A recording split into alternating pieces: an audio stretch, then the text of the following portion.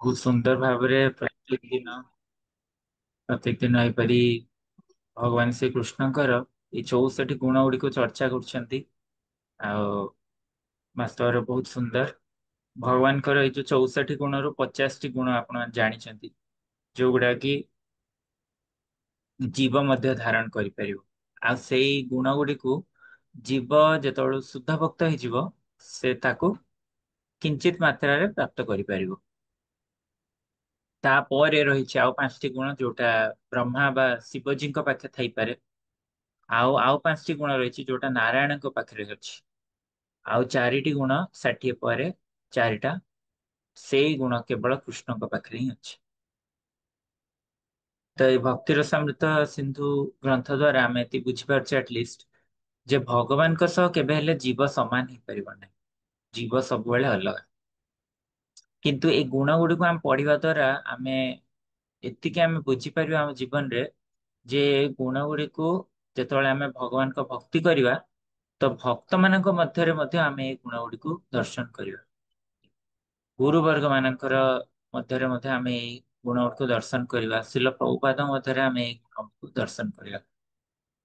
ତ ଏଇ ଯୋଉ ରହିଛି 64ଟି ଗୁଣ, ଆଜି ଆମେ 4ଟି ଗୁଣ ଚର୍ଚ୍ଚା କରିବାକୁ କୁହାଗଲା। ପ୍ରଥମେ ହେଲା ଆପଣଙ୍କର ଗ୍ରାଭିଟି, ଗ୍ରେଭ୍, ତାକୁ ଓଡିଆରେ ଦମ୍ଭ ବୋଲି କହନ୍ତି, ଦାମ୍ଭିକ। ତ ଭଗବାନ କୃଷ୍ଣ ଦାମ୍ଭିକ, ଏହା କିପରି ସମ୍ଭବ? ନା ହଁ, କୃଷ୍ଣ ଯେପରି କୃଷ୍ଣ ସର୍ବ ଆକର୍ଷକ, ତ କୃଷ୍ଣ ସେପରି ଦାମ୍ଭିକ ମଧ୍ୟ ହୋଇଥାନ୍ତି ଅନେକ ସମୟରେ। ଆପଣ ଦେଖିବେ କୃଷ୍ଣଙ୍କର ବ୍ରହ୍ମା ବିମୋହନ ଲୀଳା, ଯେତେବେଳୁ ବ୍ରହ୍ମାଜୀଙ୍କୁ ବ୍ରହ୍ମାଜୀ ଆଶ୍ଚର୍ଯ୍ୟ ମାନେ ହେଇଗଲେ, ଯେତେବେଳେ ସେ ଚିହ୍ନି ପାରିଲେନି ଯେ କୃଷ୍ଣ ଭଗବାନ ବୋଲି। ଆଉ ଗୋପସଖା ମାନଙ୍କୁ ଚୋରି କଲେ, ଆଉ ଆ, ଗାଭୀ ମାନଙ୍କୁ ଚୋରି କଲେ। ତ ସେଇ ସମୟରେ ଯେତେବେଳେ ସେ ଜାଣି ପାରିଛନ୍ତି, ପରେ ଆସି ଭଗବାନଙ୍କୁ କ୍ଷମା ମାଗିଛନ୍ତି। ଆଉ କ୍ଷମା ମାଗିଲା ପରେ ବି ସେ ଭଗବାନ ତାଙ୍କୁ ଗୋଟେ ଶବ୍ଦ ବି କହୁନାହାନ୍ତି। ଆପଣ ଦେଖିବେ ସେ ଫଟୋଟା ଅଛି କୃଷ୍ଣ ବହିରେ, ଯେ କୃଷ୍ଣ ଏପରି ହାତରେ ଦହି ଧରି ଠିଆ ହେଇଛନ୍ତି। ଗୋଟେ ହାତରେ ଦହି ଆଉ ଅମ୍, କଣ ଗୋଟେ ମିଠା ରାଇସ୍, ସେଇଟାକୁ ଧରିଛନ୍ତି। ଆଉ ଗୋଟେ ହାତରେ ଗୋଟେ ବାଡି ଧରିଛନ୍ତି। ବ୍ରହ୍ମା ଆସିକି ଅନର୍ଗଳ ଗାଇଗଲେ ତାଙ୍କ ପ୍ରାର୍ଥନା, କିନ୍ତୁ କୃଷ୍ଣ କିଛି କହୁନାହାନ୍ତି। ତ ବେଳେ ବେଳେ ଏମିତି ନୁହଁ ଯେ ଜରୁରୀ ନୁହଁ ସବୁବେଳେ ଗୁରୁବର୍ଗ ମାନେ ଆମକୁ ଶାସନ କରିବେ କହିକି କିଛି। ବେଳେ ବେଳେ କିଛି ନ କହିବା ବି ଆମ ପାଇଁ ଶାସନ ହେଇଥାଏ। କୃଷ୍ଣ ତାଙ୍କୁ ମୋଟେ ସିରିୟସଲି ନେଲେନି।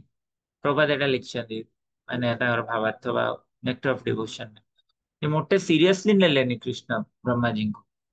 ତ ସେଇପରି ଅନେକ କ୍ଷେତ୍ରରେ ଭକ୍ତ ମାନେ ଯେତେବେଳକୁ ଆମେ ଦେଖୁଛେ କୌଣସି ଅ, ମାନେ ଆମେ ଯେତେବେଳେ କିଛି ଭୁଲ କରିଥାଉ, ତ ଗୁରୁ ବା ଆମ ଶିକ୍ଷା ଗୁରୁ ବା ଆମର ଗାଇଡ, ସେ ଆମକୁ ଗାଳି ଦେଇଥାନ୍ତି ବା ଆମକୁ ଅ, ଇଏ କରିଥାନ୍ତି, ଚେଷ୍ଟାଇଜ କରିଥାନ୍ତି।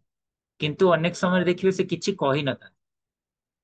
ତ ସେ ନ କହିବା ପଛରେ ବି ତାର ଅନେକ କାରଣ ରହିଛି, ଯୋଉଥିରୁ କି ଆମେ ଶିଖିଯିବା ଉଚିତ। ଦରକାର ନୁହଁ ଯେ ସବୁବେଳେ କହିବା ଦରକାର। ତ କୃଷ୍ଣ ବ୍ରହ୍ମାଜୀଙ୍କୁ କିଛି ବି କହିଲେ ନା। ତ ପ୍ରଭୁପାଦ ୟାର ଡେଫିନେସନ ଦେଇଛନ୍ତି ଗ୍ରାଭିଟି, ଗ୍ରେଭ୍ ବା ଗ୍ରାଭିଟିର ଡେଫିନେସନ କଣ ଦାମ୍ଭିକର? ଯେ person who does not express his mind to everyone, or whose mental activity and plan of action are very different to be understood। ତ ଯେ ଲୋକ ତାର ମନରେ କଣ ଚାଲିଛି ସେ ସମସ୍ତଙ୍କ ପାଖେ ବ୍ୟକ୍ତ କରିନଥାଏ, ଏବଂ ତାର ମନରେ କେଉଁ ଚିନ୍ତା ଆସୁଛି, କଣ ତାର ଆଗକୁ କାର୍ଯ୍ୟ କରିବାକୁ ଅଛି, ସେଗୁଡିକ ମଧ୍ୟ ସେ ଅନ୍ୟମାନଙ୍କୁ ବୁଝିବାକୁ ଦେଇନଥାଏ। କଷ୍ଟ ବୁଝିବା, ଏହା ହେଲା ଦାମ୍ଭିକ ମାନ। ଆଉ କୃଷ୍ଣଙ୍କ ଭଳି ଦାମ୍ଭିକ କିଏ ହେଇପାରିବ? ଦେଖନ୍ତୁ କୃଷ୍ଣ ପାଇଁ ସବୁ କିଛି ଅଛି, କିନ୍ତୁ କୃଷ୍ଣ ଆଜି ସବୁ ତ୍ୟାଗ କରିବାକୁ ମଧ୍ୟ ଗୋଟେ ମୁହୂର୍ତ୍ତରେ ତ୍ୟାଗ କରିଦଉଛନ୍ତି। କୃଷ୍ଣ ଭକ୍ତ ପାଖରେ ତାଙ୍କର ସବୁ କିଛି ଦେଇଦବାକୁ ବି ରେଡି ଅଛନ୍ତି। ଆମ ପାଖେ ସବୁ ଥିଲେ ଆମେ ସବୁ ଦବାକୁ ରେଡି ନାଉ, କିନ୍ତୁ କୃଷ୍ଣ ପାଖେ ସବୁ ଅଛି, କୃଷ୍ଣ ଦବାକୁ ରେଡି। ତ ଏଇଭଳିଆ ଯୋଉ ଗୁଣ କେବଳ କୃଷ୍ଣ ପାଖରେ ହିଁ ରହିପାରିବ। କୃଷ୍ଣ, ଦେଖନ୍ତୁ କୃଷ୍ଣଙ୍କ ପାଖରେ ଯେତେବେଳେ ସୁଦାମା କହିଲେ, ସୁଦାମା ସୁଦାମା ଯେତେବେଳେ ତାଙ୍କୁ ଆଣିଦେଲେ ତାଣ୍ଡୁଲ, ତ ଏ ତାଣ୍ଡୁଲ ପାଇକି ସେ କୃଷ୍ଣ କହିଲେ ଯେ ଦେଖ ତାଙ୍କ ପାଖେ ଯାହା ଥିଲା ସେ ତା ଠାରୁ ବି ପଳେଇ ଆସ। ଅଧିକ ମତେ ଦେଲେ। ବାଗ ପକେଇଲାଣି। ତାଙ୍କ ପାଖେ ଯାହା ଥିଲା ତା ତା ଠାରୁ ଆହୁରି ଅଧିକ ଅନ୍ୟଠୁ ଆଣିକି ମୋ ପାଇଁ ଆଣିଲେ ସେ ଗିଫ୍ଟ। ଆଉ ତାହେଲେ ମୁଁ ଯଦି ସେଇ ତୁଳନାରେ ତାଙ୍କ ସହିତ କିଛି ଆଦାନ ପ୍ରଦାନ କରିବି, ରେସିପ୍ରୋକେସନ କରିବି, ତାହେଲେ ମୋ ଠାରେ ଯାହା ଅଛି ତା ଠାରୁ ଅଧିକ ମତେ ତାଙ୍କୁ ଦେବାକୁ ପଡିବ। ତ ସେଇଟା କେବେ ସମ୍ଭବ? କୃଷ୍ଣଙ୍କ ପାଖେ ତ ସବୁ ଐଶ୍ୱର୍ଯ୍ୟ ସମ୍ପୂର୍ଣ୍ଣ ମାତ୍ରାରେ ଅଛି, ତ ତାଠାରୁ ଅଧିକ କୃଷ୍ଣ କେମିତି ଦେବେ? ଦେଇ ହିଁ ପାରିବେନି। ତାମାନେ କୃଷ୍ଣ ଋଣୀ ହେଇଗଲେ। ଭକ୍ତ ପାଖରେ କୃଷ୍ଣ କାହିଁ ଋଣୀ ହେଇଯାନ୍ତି? କାରଣ ଯୋଉ ଜିନିଷ ଭକ୍ତ ଦେଇଥାଏ ସିଏ ତାର ସମ୍ପୂର୍ଣ୍ଣ ଦେଇଥାଏ, ସର୍ବସ୍ୱ ଦେଇଥାଏ, କିନ୍ତୁ ଭଗବାନ ତାର ସର୍ବସ୍ୱ ଦେଇପାରନ୍ତିନି। ଯେମିତି ଗୋପୀ ମାନେ କୃଷ୍ଣଙ୍କ ପାଇଁ ଦିନ ରାତି ସେମାନେ ସ୍ମରଣ କରୁଛନ୍ତି, କୃଷ୍ଣକୁ ମନେ ପକାଉଛନ୍ତି, କିନ୍ତୁ କୃଷ୍ଣ କୃଷ୍ଣ କହୁଛନ୍ତି ତୁମେ ସିନା ମତେ ସ୍ମରଣ କରୁଛ ୱାନ୍ ପଏଣ୍ଟେଡ ଭାବରେ, କିନ୍ତୁ ମୁଁ ମୁଁ ତୁମ ମାନଙ୍କୁ ସେଇପରି ସ୍ମରଣ କରିପାରୁନି। କାରଣ ମୋର ତ ତମର ସିନା ୱାନ୍ ପଏଣ୍ଟେଡ କୃଷ୍ଣ, କିନ୍ତୁ ମୁଁ ଅଛି, କିନ୍ତୁ ମୋର ତ ତମେ ସମସ୍ତେ ଅଛ ନା, ମୋର ୱାନ୍ ପଏଣ୍ଟେଡ ହେଇପାରିବନି। ତ କୃଷ୍ଣ ସେଥିପାଇଁ ମାନେ ଭକ୍ତ ରୂପରେ ଆସ୍ୱାଦନ କରିଥାନ୍ତି, ଆସି ଚୈତନ୍ୟ ମହାପ୍ରଭୁ ହେଲେ, ହେଲେ ବି ସେ ସମ୍ପୂର୍ଣ୍ଣ କରିପାରିଲେ ନାହିଁ। ତ ଯାହା ବି ହଉ, କିନ୍ତୁ ଭଗବାନଙ୍କର ଭଗବତ୍ତା ଏଇ ଯେ ସେ ଏ ଗୁଣରେ ଏତେ ମାନେ ଗୁଣିଆନ ହେଲେ ମଧ୍ୟ ତାଙ୍କର କୌଣସି ଗର୍ବ ନାହିଁ। ସେ ଏତେ ମାନେ ଦେଖନ୍ତୁ ଭଗବାନ ଯେତେବେଳୁ ଆ ଭଗବାନଙ୍କର ଅନେକ ଲୀଳା ଆମେ ଶୁଣିଛେ, ଯେ କୌଣସି ଲୀଳାରେ ଶୁଣିବେ ନା କାହିଁକି, ଭଗବାନ କୋଉଠି ବି ତାଙ୍କର ଭଗବତ୍ତା କୁ ହରେଇଲା ଭଳି କୌଣସି କାର୍ଯ୍ୟ କରିନାହାନ୍ତି, ବା କୌଣସି ଏଭଳି କାର୍ଯ୍ୟ କରିନାହାନ୍ତି ଯୋଉଟାରେ ଆ କହିବ ଯେ ଜଣେ ଇଏ ଭଗବାନ ହେଇପାରିବେନି କେବେ। ମାନେ ଜଣେ ଭକ୍ତ ତ ଆଟଲିଷ୍ଟ ସେଗୁଡିକ ବୁଝିପାରିବ। ତ ଭଗବାନ ଯେ ଗମ୍ଭୀର ଏଇ କଥାଟାକୁ ମଧ୍ୟ ବୁଝିପାରିବ ଜଣେ ଭକ୍ତ। କାରଣ କୃଷ୍ଣ ଦେଖନ୍ତୁ, କୃଷ୍ଣ ଯେତେବେଳେ ଶ୍ରୀମତୀ ରାଧାରାଣୀ ଆଉ ଅନ୍ୟ ଗୋପୀ ମାନଙ୍କ ସହିତ ତାଙ୍କର ଯୋଉ ଅ ରାସ ର ସମ୍ପର୍କ ଥିଲା, ତ ଏଇ ଜିନିଷଟାକୁ ମଧ୍ୟ ବାହାର ଲୋକ ତାକୁ ଅନ୍ୟ ଭାବରେ ନେଇଥାନ୍ତି, କିନ୍ତୁ କୃଷ୍ଣ କୌଣସି କଥା ମଧ୍ୟ କହୁନାହାନ୍ତି। ତ କୃଷ୍ଣଙ୍କର ଗୋପୀ ମାନଙ୍କ ପ୍ରତି ଭଲ ପାଇବା ଏତେ ମାନେ ଉନ୍ନତ ଥିଲା ଯେ ଯେତେବେଳେ କୃଷ୍ଣ ଦ୍ୱାରକାରେ ଥିଲେ ସେ ସବୁବେଳେ କୃଷ୍ଣ ସ୍ମରଣ କରୁଥିଲେ ଗୋପୀ ମାନଙ୍କୁ, ଏଇଭଳି ସବୁବେଳେ ସ୍ମରଣ କରୁଥିଲେ। ଆଉ କେହି ବି ବୁଝି ପାରୁନଥିଲେ, ବଳଦେବ ମଧ୍ୟ ବୁଝି ପାରୁନାହାନ୍ତି ଯେ କାହିଁକି କୃଷ୍ଣ ଏପରି ସ୍ମରଣ କରୁଛନ୍ତି ତାଙ୍କୁ, କାହିଁକି ସେ ରାଧାରାଣୀଙ୍କର ଅ, ଏତେ ତାଙ୍କର ସ୍ମରଣ ହଉଛି। ତ ଏପରି ଶିଲ ପ୍ରଭୁପାଦଙ୍କୁ ମଧ୍ୟ ଲାଇଫରେ ଆମେ ଦେଖିପାରିବା ଯେ ପ୍ରଭୁପାଦ କିପରି ଏତେ ଦାମ୍ଭିକ ଥିଲେ। ପ୍ରଭୁପାଦ ଅଚ୍ୟୁତାନନ୍ଦ ମହାରାଜ କହୁଥିଲେ ତାଙ୍କର ଗୋଟେ ପାସ୍ ଟାଇମରେ, ଅଚ୍ୟୁତାନନ୍ଦ ମହାରାଜ କହୁଛନ୍ତି ଯେ ଅ ଗୋଟେ ଦିନ କଣ ହେଲା ନା, ପ୍ରଭୁପାଦ ସଣ୍ଡେ ଫିଷ୍ଟ ଅଛି, ସଣ୍ଡେ ଦିନ ପ୍ରଭୁପାଦ ସଣ୍ଡେ ଫିଷ୍ଟ ଦିଅନ୍ତି, ଆଉ ଇଏ ବହୁତ ଆରମ୍ଭରୁ ଆସିଛନ୍ତି ଭକ୍ତିରେ, ମାନେ ଇସ୍କନ ର ଆରମ୍ଭ ଦିନରେ ଆସିଛନ୍ତି ଅଚ୍ୟୁତାନନ୍ଦ ମହାରାଜ। ତ ଅଚ୍ୟୁତାନନ୍ଦ ଯେତେବେଳେ ଆସିଛନ୍ତି ତ ପ୍ରଭୁପାଦ ଯାଇକି ଦେଖିଲେ ଅଚ୍ୟୁତାନନ୍ଦ କିଚେନ ରେ କଣ ଅଛି, ସବୁ ଠିକ ଅଛି ତ, ବହୁତ ଆମର ସବୁ ରେଡି ତ ଆଜି ଫିଷ୍ଟ ପାଇଁ। ତ ସେ ଯାଇଛନ୍ତି ଦେଖିବାକୁ, ଆଉ ଯାଇକି ଯଦି ଦେଖିଲେ ଯେ ହଁ, ଅଚ୍ୟୁତାନନ୍ଦ ମହାରାଜ କହିଲେ ହଁ ପ୍ରଭୁପାଦ ଦେଖନ୍ତୁ ଏଇଠି ସବୁ ଆମର ଷ୍ଟୋର ଅଛି, ଚାଉଳର, ଏଠି ଆମର ଡାଲିର, ଏଠି ଆମର ସବଜିର, ଆଳୁର, ସବୁ ଆମର ମସଲା, କ୍ଷୀର, ଏସବୁ ଷ୍ଟୋର ଆମର ଅଛି।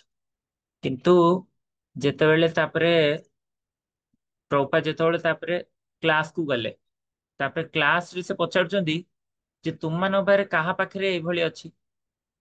ତୁମ ଏ ଭୌତିକ ଜଗତରେ ଯେକୌଣସି ଗୋଟେ ଏକ ଲୋକ ପାଖରେ କେତେ ଷ୍ଟୋର ଥିବ ଏଇଭଳିଆ, ଷ୍ଟୋର ଥାଇ କି ମାନେ କିଛି ଗୋଟେ ବସ୍ତା ଥିବ କି 5-10 କିଲୋ ସେ କିଣି ଆଣି ରଖିଥିବ। କିନ୍ତୁ ଭଗବାନଙ୍କ ପାଖରେ ଦେଖନ୍ତୁ ଏତେ, ଦଉଛନ୍ତି। ଆଉ ଭଗବାନଙ୍କ ଭକ୍ତ ମାନଙ୍କ ପାଖରେ ମଧ୍ୟ ଏଇଭଳି ଅନଲିମିଟେଡ ମାତ୍ରାରେ ରହିପାରିବ। ତ ସେଇଥିପାଇଁ କୃଷ୍ଣ କହୁଛନ୍ତି ଯେ, ପ୍ରଭୁପାଦ କହିଲେ ଯେ ଦେଖ, ଭକ୍ତ ହବା ପାଇଁ ତାକୁ ଆଉ ବେଶୀ କିଛି ଦରକାର ନାହିଁ। କେବଳ ଏତିକି ସେ ବୁଝିଲେ ହେଇଯିବ। ଯୋଗକ୍ଷେମ ମହାମ୍ୟମ, ତାର ଯାହା ଦରକାର ଭଗବାନ ତାକୁ ଦେବେ, ଆଉ ଯାହା ତାର ଅଛି ତାକୁ ଭଗବାନ ରକ୍ଷା କରିବେ। ତ ପ୍ରଭୁପାଦ ଏହିପରି ଭାବରେ ବୁଝେଇ ଦେଲେ ଯେ ବାସ୍ତବରେ ଭକ୍ତ ପାଇଁ କିଛି ଆଉ ଲୋଡା ନଥାଏ। ତାକୁ ଭଗବାନ ଅଟୋମେଟିକାଲି ଦେବେ। ସିଏ ଆଉ କୌଣସି ଅଧିକ ପ୍ରୟାସ କରିବା ଦରକାର ନାହିଁ। ତ ଅଚ୍ୟୁତାନନ୍ଦ ମହାରାଜ କହିଲେ, ମୁଁ ସେତେବେଳେ ଜାଣିପାରୁନଥିଲି ପ୍ରଭୁପାଦ କାହିଁକି ଆସିଲେ କିଚେନ କୁ ହଠାତ୍ କିନା ଆସିଲେ, ଆଉ ଗ୍ରେଭ୍ ହେଇକି ପ୍ରଭୁପାଦ କିଛି କହିଲେନି, ପଳେଇଲେ। କହିଲେ ମୁଁ ବୁଝିପାରିଲିନି ପ୍ରଭୁପାଦଙ୍କ ମୁଡ୍ ଟା। ବେଳେ ବେଳେ ଶୁଦ୍ଧ ଭକ୍ତଙ୍କୁ ଆମେ ବୁଝିପାରିବାନି, ଭଗବାନଙ୍କୁ ବୁଝିପାରିବାନି ଆମେ, ସେ କେଉଁ କାର୍ଯ୍ୟଟି କାହିଁ କଲେ, କୌଣସି କାର୍ଯ୍ୟଟି କାହିଁକି କରିଲେ। ତ ସେଇପରି ପ୍ରଭୁପାଦଙ୍କୁ ସେ ମଧ୍ୟ ବୁଝି ପାରିନଥିଲେ। ତ ଏପରି ଯେତେବେଳେ କୌଣସି ଭକ୍ତକୁ ଆମେ ଦେଖୁଛେ, ସେ ଦାମ୍ଭିକ ହେଲେ ମଧ୍ୟ ତାଙ୍କ ମନ ଭିତରେ କଣ ଚାଲିଛି ଆମେ କେବେ ବୁଝିପାରିବାନି। ତ ତାକୁ ଆମେ ଜାଣିବା ଦରକାର ଯେ ଏହା ଏକ ମହାନ ଗୁଣ ତାଙ୍କ ଭିତରେ ଅଛି, ଯାହାଫଳରେ କି ସେ କୃଷ୍ଣଙ୍କୁ ସ୍ମରଣ କରି କିଛି କାର୍ଯ୍ୟ କରୁଛନ୍ତି, ପ୍ରଭୁପାଦ ଯେପରି କଲେ। ଆଉ ଗୋଟେ ଟାଇମ ରେ ପ୍ରଭୁପାଦ ପ୍ରଭୁପାଦଙ୍କର ଶରୀର ଅସୁସ୍ଥ ଥିଲା, ଏଟା ବ୍ରହ୍ମାନନ୍ଦ ମହାରାଜ ସେୟାର କରୁଥିଲେ। ତ ପ୍ରଭୁପାଦଙ୍କ ଶରୀର ଅସୁସ୍ଥ, ଆଉ ପ୍ରଭୁପାଦ ରୁମ ରେ ଅଛନ୍ତି। ସେଇଠି ରୁମ ରେ କେବଳ ଗୋଟେ ବେଡ୍ ଅଛି। ଆପଣ ତ ଦେଖିଛନ୍ତି ଇସ୍କନ ର ବେସ୍ ବା ନୂଆ ସେଣ୍ଟର, ଆପଣ ସବୁ ଦେଖିଥିବେ। ଆପଣ ତ ନୂଆ ସେଣ୍ଟର ଗ୍ରୋ କରିଛନ୍ତି ସୋରରୁ, ତ ଆପଣ ମାନେ ଦେଖିଥିବେ ଯେ ସେଣ୍ଟର ନୂଆ ଥିଲା ବେଳେ କଣ କେବଳ ଗୋଟେ ଅଲ୍ଟର ଥିବ, ଆଉ ଭକ୍ତମାନେ ତ ଚଟେଇ ପକେଇ ଶୋଉଥିବେ ତଳେ। ଗେଷ୍ଟ ରୁମ ବି ଥିଲେ, ମାକ୍ସିମମ୍ ଗୋଟେ ବେଡ୍ ଥିବ ଗେଷ୍ଟ ରୁମ ରେ। ମହାରାଜ ମାନେ କି ଆସିଲେ ରେଷ୍ଟ ନଉଥିବେ ସେଠି, ଆଉ କିଛି ନଥାଏ। ତ ସେଇପରି ପ୍ରଭୁପାଦଙ୍କର କେବଳ ଗୋଟେ ବେଡ୍ ଥିଲା, ଆଉ ସେଇଠି ପ୍ରଭୁପାଦ ଗଡିଛନ୍ତି। ଆଉ କୌଣସି ଆ, ମାନେ ଆଉ ତ କୌଣସି ଘରେ ତାଙ୍କର ଫର୍ଣ୍ଣିଚର। ତ ସେ ଡାକ୍ତର ଖୋଜିଲେ ଆଗ ବ୍ରହ୍ମାନନ୍ଦ ମହାରାଜ, କୋଉଠୁ ଡାକ୍ତର କଣ ହେଲା। ଡାକ୍ତର ଆସିଲେ, ପ୍ରଭୁପାଦଙ୍କର ଚିକିତ୍ସା ହେବ। କାରଣ ପ୍ରଭୁପାଦକୁ ଇଚ୍ଛା ହୁଏନି ହସ୍ପିଟାଲ ଯିବାକୁ, ପ୍ରଭୁପାଦ ଭଲ ପାଆନ୍ତି।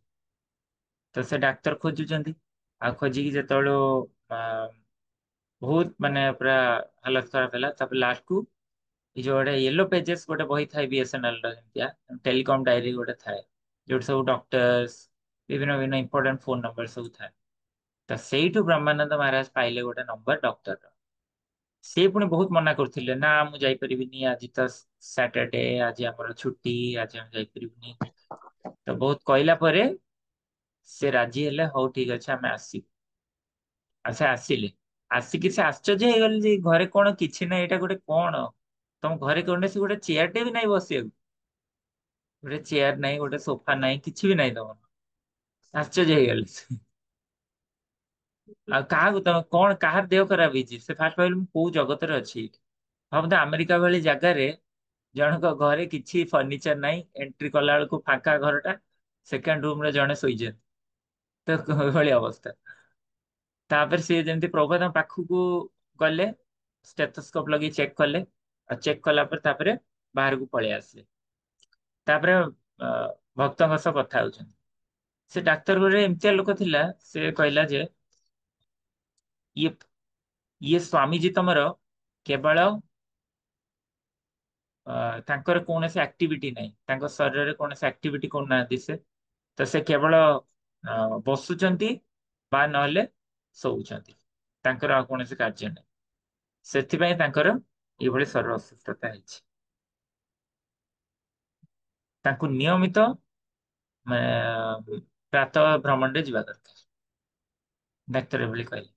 ତ ସେଇଟା ଶୁଣିକି ଭକ୍ତମାନେ କହିଲେ, ଇଏ ଆସିଲା ଗୋଟେ ପ୍ରଭୁପାଦକୁ ଇଏ ଉପଦେଶ ଦବ, ଇଏ କଣ ବହୁତ ବଡ ଲୋକଟା। ସେମାନେ ପ୍ରଭୁପାଦକୁ କହିବି ନଥାନ୍ତେ ଏ କଥା। କହିଲେ ତୋର ଯଦି ଦେଖିବାର ଅଛି, ତୁ ଔଷଧ ଦେବାର ଅଛି ଦେ, ନହେଲେ ତୁ ପଳା। ଆମେ ତ ଏ ଉପଦେଶକୁ ଅନେଇନୁ। ସିଏ ଆମର ସ୍ପିରିଚୁଆଲ ମାଷ୍ଟର, ସାଧାରଣ ଲୋକ ନୁହଁ ଯେ ତମେ ଭଳିଆ ଉପଦେଶ ଶୁଣିଛି। କିନ୍ତୁ ପ୍ରଭୁପାଦ ଶୁଣିଦେଲେ ଯେ ଏପରି ଡାକ୍ତର ଏପରି କହିକି ଯାଇଛି। ତ ପ୍ରଭୁପାଦ ବ୍ରହ୍ମାନନ୍ଦ ମହାରାଜ କହିଲେ ଯେ ପ୍ରଭୁପାଦ ସେଇ ଦିନ ଠାରୁ କୌଣସି ଏଭଳି ଦିନ ହେଇନି ଯୋଉ ଦିନ ପ୍ରଭୁପାଦ ପ୍ରାତଃ ଭ୍ରମଣରେ ଯାଇନା। ପ୍ରତ୍ୟେକ ଦିନ ପ୍ରଭୁପାଦ ତା ପରଠାରୁ ମର୍ଣ୍ଣିଂ ୱାକ ରେ ଯାଉଥିଲେ।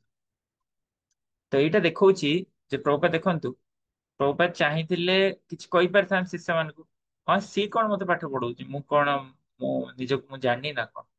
ପ୍ରଭୁପାଦ କେତେ କଣ ନ କରିଛନ୍ତି, କିନ୍ତୁ ତାଙ୍କୁ କିଏ ଗୋଟେ କହିଲା ବୋଲି ପ୍ରଭୁପାଦ ତାକୁ ଗ୍ରହଣ କରିବାକୁ ବାଧ୍ୟ। କିନ୍ତୁ ପ୍ରଭୁପାଦ କହିଲେ ହଁ ଏଇଟା ମୋର ଜରୁରୀ। ମାନେ ଶରୀର ସୁସ୍ଥ ରହିଲେ ଆମେ ଭଗବାନଙ୍କ ସେବା ଭଲ ଭାବରେ କରିପାରିବା। ତ ତାପରଠାରୁ ପ୍ରଭୁପାଦ କୌଣସି ଏଭଳି ଦିନ ନାହିଁ, ଶୀତ ଦିନ ନାହିଁ, ଖରା ଦିନ ନାହିଁ, ପ୍ରଭୁପାଦ ସବୁଦିନ ମର୍ଣ୍ଣିଂ ୱାକ ରେ ଯାଆନ୍ତି।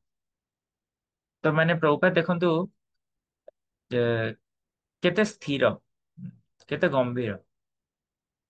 ଜରୁରୀ ଅଛି ବୋଲି ଆଜି ପ୍ରଭୁପାଦ ତାକୁ ଗ୍ରହଣ କଲେ। ଗୋଟେ ଭୌତିକବାଦୀ ଲୋକଠାରୁ ମଧ୍ୟ ଉପଦେଶ ଗ୍ରହଣ କରିବାକୁ ପ୍ରଭୁପାଦ ପ୍ରସ୍ତୁତ। କିନ୍ତୁ ଆମ କ୍ଷେତ୍ରରେ ଦେଖନ୍ତୁ ଆମେ କେତେ ଗ୍ରହଣ କରିବାକୁ ପ୍ରସ୍ତୁତ। ଆମର ଯଦି କିଛି ସମସ୍ୟା ଆସିଛି ଆମକୁ ଉପଦେଶ ଦେଲେ ଭକ୍ତ, ନା ତମେ କଣ ବେଶୀ ଜାଣିଛ, ମୋର ଯୋଉଟା ଇଚ୍ଛା ଅଛି ମୁଁ ସେଇଟା ହିଁ କରିବି, ଆଉ କାହା କଥା ମାନିବାକୁ ଚାହୁଁ। ବରଂ ଆମର ଗୁରୁବର୍ଗ ଯିଏ ଅଛନ୍ତି, ଆମର ଯିଏ ବାସ୍ତବ ଶୁଭଚିନ୍ତକ, ତାଙ୍କର ଉପଦେଶ ଶୁଣିବା ଦରକାର। ତ ପ୍ରଭୁପାଦ ଏତେ ଗମ୍ଭୀର ହେଲେ ମଧ୍ୟ ପ୍ରଭୁପାଦ ତାକୁ ଗ୍ରହଣ କଲେ ଉପଦେଶ। କୃଷ୍ଣଙ୍କୁ ଆଉ ଗୋଟେ ବୃନ୍ଦାବନରେ ଜଣେ ମାତାଜୀ ଅଛନ୍ତି, କୃଷ୍ଣ କୁମାରୀ ମାତାଜୀ। ତ କୃଷ୍ଣ କୁମାରୀ ମାତାଜୀ କହୁଥିଲେ ପ୍ରଭୁପାଦ ଯେତେବେଳୁ 1977 ଦର୍ଶନ ଦିଅନ୍ତି, ତ ପ୍ରଭୁପାଦ ସମସ୍ତଙ୍କୁ ଡିଟିସ୍ କୁ ଦର୍ଶନ କରିବେ, ଗୌରନିତାଇ, କୃଷ୍ଣ ବଳରାମ, ରାଧାଶ୍ୟାମ ସୁନ୍ଦର, ତାପରେ ଆସିବେ ତଳେ ତମାଲ ବୃକ୍ଷ ପାଖରେ ବସିବେ। ଆଉ ବସିବାକୁ ଗଲା ବେଳୁ ସବୁ ଭକ୍ତ ମାନେ ଆସି ବସନ୍ତି ତାଙ୍କ ପାଖରେ। ଆଉ ବସିବେ ଯେତେବେଳକୁ ସେଇଠି ପ୍ରଭୁପାଦ ସମସ୍ତଙ୍କର ପ୍ରଭୁପାଦଙ୍କ ପାଖରେ ଯାଇ ବସିବାର ଇଚ୍ଛା ହୁଏ। କାରଣ ଭାବନ୍ତୁ ପ୍ରଭୁପାଦ ଆଉ ବେଶୀ କଥା ହଉନାହାନ୍ତି, ବେଶୀ ବାହାରୁ ନାହାନ୍ତି, କେବଳ ଗୋଟେ ଥର ଆସୁଛନ୍ତି ଦିନରେ, କ୍ଲାସ ଦଉଛନ୍ତି, ୟା ତ ନହେଲେ ଆସି ଦର୍ଶନ ଦଉଛନ୍ତି। ତ ସମସ୍ତେ ଆସି ଦର୍ଶନ କରୁଥିଲେ। ତ କୃଷ୍ଣ କୁମାରୀ ମାତାଜୀ କହିଲେ ମୁଁ ଯାଇକି ସେଇଠି ବସିଥିଲି, ମୁଁ ଗୋଟେ ଜାଗା ଆରମ୍ଭରୁ ପୁରା ଆଗରେ ନବାକୁ ସେଦିନ ଚେଷ୍ଟା କଲି, ଆଉ ଆଗରେ ବସି ପଡିଲି। ମୁଁ ଜଷ୍ଟ ବସିଥିଲି ଆଉ ମୋ ସାଇଡ ରେ ଯିଏ ବସିଲେ ସେ ଗୋଟେ ଛୋଟ ପିଲାଟିକୁ ସାଇଡ କରିଦେଇକି ବସି ପଡିଲେ। ତ ଛୋଟ ପିଲାଟିକୁ ସିଏ ସାଇଡ କଲେ, ଆଉ ସିଏ ବସିଥିଲେ, ଆଉ ମୁଁ ବସିଲା ବେଳକୁ ପିଲାଟା ଗଲା। ତ ପ୍ରଭୁପାଦ ମତେ ଅନେଇଲେ, ସେ କହିଲେ ପ୍ରଭୁପାଦ ମତେ ଅନେଇଲେ ଆଉ ଦେଖିଲେ, ପ୍ରଭୁପାଦ ଏଇଭଳିଆ ଅନଉଛନ୍ତି ଯେମିତିକି ମାନେ ମତେ ସେ ପିଲାଟାକୁ ଜାଗା ଦେଇଦେବାର ଥିଲା। ମାନେ ପ୍ରଭୁପାଦ କିନ୍ତୁ କିଛି କହୁନାହାନ୍ତି ପ୍ରଭୁପାଦ। ସେଇଟା ସେ କହୁଛନ୍ତି ଯେ ଦେଖ, ପ୍ରଭୁପାଦ ଆମକୁ ବେଳେ ବେଳେ ଉପଦେଶ ଦବା ପାଇଁ କିଛି କହିବାକୁ ନଥାଏ, କହିବାକୁ ପଡିନଥାଏ। ପ୍ରଭୁପାଦ ଡାଇରେକ୍ଟଲି ବୁଝେଇ ଦେଲେ ତାଙ୍କୁ ଯେ ବାସ୍ତବରେ ପିଲାମାନଙ୍କୁ ଆମେ କେମିତି ରେସପେକ୍ଟ କରିବା ଦରକାର, ତାଙ୍କୁ କେମିତି ଆମେ ଭଲ ପାଇବା ଦରକାର, ଯାହା ଫଳରେ କି ସେମାନେ ଆଗକୁ ଯାଇ ଆମ ମୁଭମେଣ୍ଟରେ ଗୋଟେ ଇମ୍ପୋର୍ଟାଣ୍ଟ ରୋଲ ପ୍ଲେ କରିବାକୁ ଯିବେ। କାରଣ ତାଙ୍କୁ ଆମେ ଯେତେବେଳୁ ଗୋଟେ ଭଲ ଫିଲିଙ୍ଗ ଦବା, ତାହେଲେ ସେମାନେ ଆମ ମୁଭମେଣ୍ଟରେ ନିଶ୍ଚିତ ଭାବେ ରହିବେ କଣ୍ଟିନ୍ୟୁ। ପ୍ୟାରେଣ୍ଟସ ତ ସେମାନେ ପାଇଛନ୍ତି ଡିଭୋଟିସ୍, କିନ୍ତୁ ଯଦି ଆମେ ତାଙ୍କୁ ସେଇଭଳି ଫିଲ୍ ନ ଦେଇ ପାରିଲେ ସେମାନେ ଆମ ପାଖରେ ରହିବେ। ତ ପ୍ରଭୁପାଦଙ୍କ ଗ୍ରାଭିଟି ତାଙ୍କୁ ଶିକ୍ଷା ପ୍ରଦାନ କରିଦେଲା। ଜରୁରୀ ନୁହେଁ ସବୁବେଳେ କହିବାକୁ ପଡିବ। ତ ଏପରି ଆଉ ହଂସଦୂତ ମହାରାଜ ସେୟାର କରୁଥିଲେ ଆଉ ଗୋଟେ ଷ୍ଟୋରି। ସେ ତାଙ୍କର ଯେତେବେଳେ ଦୀକ୍ଷା ହେଲା, ତାଙ୍କ ପୁରୁଣା ନାଁ ଥିଲା ହଂସ। ତ ସିଏ ବହୁତ ମାନେ ଡେଉଁଥିଲେ ଯେ ପ୍ରାୟ ଭକ୍ତ ମାନେ, କିଛି ଭକ୍ତ ଚାହାନ୍ତି ଯେ ଆମ ନାଁ ପରିବର୍ତ୍ତନ ହଉ, ଆଉ କିଛି ଭକ୍ତ ଚାହାନ୍ତି ଆମ ନାଁ ପରିବର୍ତ୍ତନ ନ ହଉ, ତା ସହିତ କିଛି ଯୋଡା ହେଇଯାଉ। ହଂସ ଚାହୁଁଥିଲେ ଯେ ମୋର ନାଁ ପରିବର୍ତ୍ତନ ହେଇଯାଉ ପୁରା, ତାଙ୍କୁ ସେ କର୍ମୀ ନାଁ ଭଲ ଲାଗୁନଥିଲା। ତ ଯେତେବେଳେ ହଂସ ସେଇଭଳି ଚାହିଁଛନ୍ତି, ତ ଦୀକ୍ଷା ହେଲା ଆଉ ପ୍ରଭୁପାଦ ତାଙ୍କ ନାଁ ଦେଲେ ହଂସ ଦୂତ। ପ୍ରଭୁପାଦ ଏମିତି ନାଁ ଦେଲେ। ତ ତାପରେ କହିଲେ, ସେ ତାପରେ ପଚାରିଲେ ପ୍ରଭୁପାଦ ୟା ମାନେ କଣ, ନା ୟୁ ଆର୍ ଜଷ୍ଟ ଏ ଦୂତ, ତମେ ଗୋଟେ ଦୂତ କେବଳ। ତ ତାପରେ ଯେତେବେଳୁ ପୁଣି ଆଉଥରେ ତାଙ୍କ ମନଟା ପାଇଲାନି, ତା ମନ ଦୁଃଖ ହେଲା ବୋଲିକି ଯେ ପ୍ରଭୁପାଦ ମତେ ସେଇ ନାଁ ରଖିକି ଗୋଟେ କଣଟେ ଯୋଡିଲେ, ସେମାନେ ତ ବୁଝିପାରନ୍ତିନି। ତାପରେ ଯାଇକି ସେ ପୁଣି କହିଲେ ପ୍ରଭୁପାଦ ୟାର ମାନେ କଣ। ସେ କହିଲେ, ପ୍ରଭୁପାଦ କହିଲେ ଯେ ୟା ମାନେ କିଛି ନାହିଁ, ୟାର କିଛି ଅର୍ଥ ହିଁ ନାହିଁ। ପ୍ରଭୁପାଦ ଏମିତି କହିଲେ ତାଙ୍କୁ। ତାପରେ ଥାର୍ଡ ଟାଇମ ଯେତେବେଳେ ଗଲେ, ପ୍ରଭୁପାଦ କହିଲେ ହଂସଦୂତ ମାନେ ତମେ, ଆଉ କିଛି ପ୍ରଭୁପାଦ କହିଲେନି। ତାପରେ ପ୍ରଭୁପାଦ କହିଲେ ଯେ ଭାଗବତମ ରେ ଅଛି ହଂସଦୂତ ମାନେ। ତ ଏପରି ଯାହା ବି ହଉ, ତ ପ୍ରଭୁପାଦ ମାନେ ତ ହଂସଦୂତ ମହାରାଜ କହୁଥିଲେ ଯେ ପ୍ରଭୁପାଦ କେତେ ଗ୍ରେଭ୍। ପ୍ରଭୁପାଦ ଦେଖୁଥିଲେ ଯେ ମୋ ମନ ଭିତରେ କଣ ଚାଲିଛି, ମତେ କୌଣସି ଉତ୍ତର ସାଟିସ୍ଫାଏ କରିପାରିବନି। ତ ପ୍ରଭୁପାଦ ମତେ ଗ୍ରେଭଲି ଏଭଳି ଡିଲ୍ କଲେ ମୋ ସହିତ। ତ ଏଇଟା ହେଲା ଗୋଟେ କ୍ୱାଲିଟି ଆମେ ପଢିଲେ ଗ୍ରେଭ୍। ତାପରେ ସେକେଣ୍ଡ କ୍ୱାଲିଟି ଆମେ ଆଜି ପଢିବା ଯୋଉଟା ସେଲ୍ଫ ସାଟିସ୍ଫାଏଡ ବା ଆତ୍ମସନ୍ତୋଷ। ତ ଭଗବାନ ସବୁବେଳେ ଆତ୍ମସନ୍ତୋଷ ହେଇଥାନ୍ତି, ସେଲ୍ଫ ସାଟିସ୍ଫାଏଡ। ଭଗବାନଙ୍କୁ ଏମିତି ନାହିଁ ଯେ ଆମେ ବହୁତ ଭୋଜନ ଦେଇଦେଲେ, ବହୁତ ଆମେ ତାଙ୍କୁ ବସ୍ତ୍ର ଦେଲେ, ବହୁତ ବଡ ମନ୍ଦିର କରିଦେଲେ ସେ ଖୁସି ହେଇଯିବେ, ଜରୁରୀ ନୁହଁ। ଭଗବାନ ବଲ୍कि ଭଗବାନ କଣ ଚାହାନ୍ତି ଆମଠାରୁ? ଲଭ୍ ଚାହାନ୍ତି। ତ ସେମ୍ ଆପ୍ଲାଏସ୍ ଟୁ ଡିଭୋଟିଅର୍ସ। ଭକ୍ତମାନେ ଆମଠୁ କଣ ଚାହିଥାନ୍ତି? ଭକ୍ତମାନେ ଆମକୁ ଭକ୍ତମାନେ ଆମ ଭକ୍ତମାନେ ଆମକୁ ଭଲ ପାଇବା ଦେଇଥାନ୍ତି। ଆମେ ତାଙ୍କୁ ଯେତେବେଳେ ଭଲ ପାଇବା ଦେଇଥାଉ, ସେଇଟା ହିଁ ଅଲ୍ ଇଟ୍ ଇଜ। ଆଉ ସେ କିଛି ଚାହିଁନଥାଏ। ସର୍ବସ୍ୱ ସେ ଦେଇ ଦେଇଥାଏ ଭକ୍ତ ଭଗବାନଙ୍କୁ, କେବଳ ଏଇ ଆଶାରେ ଯେ ଭଗବାନ ତ ସବୁ କିଛି ତାର ଭକ୍ଷଣ କରୁছে, ରକ୍ଷଣ ବକ୍ଷଣ କରୁଛନ୍ତି। ଆଜିର ଏ ଯୋଉ ତିନିଟା କ୍ୱାଲିଟି ପ୍ରାୟ ସିମିଲାର, ଗ୍ରେଭ୍, ସେଲ୍ଫ ସାଟିସ୍ଫାଏଡ, ଆଉ ଥର୍ଡ ଟା କଣ? ପୋଜେସନ ପୋଜେସିଂ ଇକ୍ୱିଲିବ୍ରିୟମ, ସ୍ଥିରତା। ତ ଏଇ ତିନିଟା କ୍ୱାଲିଟି ପ୍ରାୟ ସେମ୍, ଏ ତିନିଟା କ୍ୱାଲିଟି। ତ ଏଇ ସେଲ୍ଫ ସାଟିସ୍ଫାଏଡ ମାନେ କଣ? ଡେଫିନେସନ ପ୍ରଭୁପାଦ ଦେଇଛନ୍ତି, person fully satisfied in himself without any hankering and who is not agitated even in presence of serious cause for distress। serious cause ଥିଲେ ମଧ୍ୟ ଦୁଃଖ ହବା ପାଇଁ ଯୋଉ ଲୋକ ବିଲକୁଲ ଦୁଃଖ ପ୍ରକାଶ କରିନଥାଏ, ସେ ହେଲା ସେଲ୍ଫ ସାଟିସ୍ଫାଇଡ। ଶ୍ରୀବାସ ଠାକୁର ଦେଖନ୍ତୁ, ଶ୍ରୀବାସ ଠାକୁର ଯେତେବେଳେ ଭଗବାନ ଚୈତନ୍ୟ ମହାପ୍ରଭୁ ତାଙ୍କ ଘରେ ନୃତ୍ୟ କୀର୍ତ୍ତନ କରୁଛନ୍ତି, ତ ସେ ସମୟରେ ସେ କଣ କରୁଛନ୍ତି? ତାଙ୍କ ପତ୍ନୀକୁ କହୁଛନ୍ତି ଯେ ତୁମେ ବିଲକୁଲ କ୍ରନ୍ଦନ କରିବ ନାହିଁ, ଯାହା ଫଳରେ କି ମହାପ୍ରଭୁଙ୍କର ଏଇ ନୃତ୍ୟ କୀର୍ତ୍ତନରେ ବାଧା ଆସିବ। ତୁମେ ବିଲକୁଲ ଶବ୍ଦ କରିବ ନାହିଁ। ଆଉ ଯଦି ତୁମେ ଶବ୍ଦ କଲ, ଆଜି ମୋ ପୁଅ ତ ପ୍ରକଟ ହେଇଛନ୍ତି, କିନ୍ତୁ ମୁଁ ମଧ୍ୟ ଡେଇଁକି ଗଙ୍ଗାରେ ପ୍ରାଣ ଦେବି ଯଦି ତୁମେ କିଛି କଲ। ତ ଏଇପରି ଦେଖନ୍ତୁ, ଭଗବାନ ଭଗବାନ ମାନେ ଭକ୍ତ ଦେଖନ୍ତୁ ଭଗବାନଙ୍କ ସନ୍ତୁଷ୍ଟ କରିବା ପାଇଁ ଚାହୁଁଛନ୍ତି, କିନ୍ତୁ ଭଗବାନ ସେ ସବୁବେଳେ ଭକ୍ତକୁ ସନ୍ତୋଷ କରିବାକୁ ଚାହୁଁଛନ୍ତି। ସେଥିପାଇଁ ଭଗବାନ ତାପରେ କହୁଛନ୍ତି ଯେ ଶ୍ରୀବାସ ଆଜି କାହିଁ ମତେ କିଛି ଆନନ୍ଦ ଆସୁନି। ଆମେ ତ କୀର୍ତ୍ତନ ଏଠି ସବୁଦିନ କରିଥାଉ, ମୁଁ ସବୁବେଳେ ଆନନ୍ଦରେ ଥାଏ, ଆଜି କାହିଁ ମୁଁ ଆନନ୍ଦରେ ନାହିଁ। ତ ଶ୍ରୀବାସଙ୍କର ସେତେବେଳେ ଶ୍ରୀବାସ ମାନେ ମହାପ୍ରଭୁ ବୁଝିପାରିଲେ ଯେ ବାସ୍ତବରେ ଶ୍ରୀବାସଙ୍କ ପୁତ୍ର ଅପ୍ରକଟ ହେଇଛି। ତ ମହାପ୍ରଭୁ ତାପରେ ଅନେକ ଲୀଳା ହେଇଛି। ତ କହିବା କଥା ହେଲା ଯେ ଭଗବାନ ସବୁବେଳେ ଭଗବାନ ତ କହିଥାନ୍ତେ ହଉ ଠିକ ଅଛି ଶ୍ରୀବାସ ତମେ ତ ତମ ପୁତ୍ର ଚାଲି ଯାଇଛି, ଠିକ ଅଛି। ଭଗବାନ କାହିଁ କନସର୍ନ ଦେଖେଇଲେ ତାଙ୍କର? ଭଗବାନ ସେଲ୍ଫ ସାଟିସ୍ଫାଇଡ, କିନ୍ତୁ ଭକ୍ତର ସନ୍ତୋଷ ଯାହା ସେୟା ହିଁ ସେ ଚାହୁଁଛନ୍ତି। ଭକ୍ତକୁ ସନ୍ତୁଷ୍ଟ କରିବାକୁ ଚାହୁଁଛନ୍ତି ସେ। ଭଗବାନ ସେଲ୍ଫ ସାଟିସ୍ଫାଇଡ ମାନେ ତା ରିଏଲ ମିନିଂ ଟା ହେଲା ଯେ ଭଗବାନ ତାଙ୍କ ପାଇଁ କିଛି ଚାହୁଁନାହାନ୍ତି, ଭକ୍ତ ପାଇଁ ଚାହୁଁଛନ୍ତି। ଆଉ ଭକ୍ତ ସେମିତି କଣ ଚାହୁଁଛି? ଭକ୍ତ ସେମିତି ନିଜ ପାଇଁ କିଛି ଚାହୁଁନି, ଭଗବାନଙ୍କ ପାଇଁ ଚାହୁଁଛି। ତ ଭକ୍ତ ଭଗବାନ ଭିତରେ ଏପରି ସବୁବେଳେ ଏକ ମାନେ ଟ୍ରାନ୍ସଡେଣ୍ଟାଲ କମ୍ପିଟିସନ ଚାଲିଥାଏ, କିଏ ଅଧିକ ଭଗବାନଙ୍କୁ ଭଲ ପାଇପାରେ। ଆଉ ଭୌତିକ ଜଗତରେ ସମସ୍ତେ ନିଜ ନିଜକୁ ସାଟିସ୍ଫାଇଡ କରିବାକୁ ଚାହୁଁଛନ୍ତି, ଅନ୍ୟକୁ ଡିସାଟିସ୍ଫାଇଡ ରଖିକି ନିଜକୁ ସାଟିସ୍ଫାଇ କରିବାକୁ ଚାହୁଁଛନ୍ତି।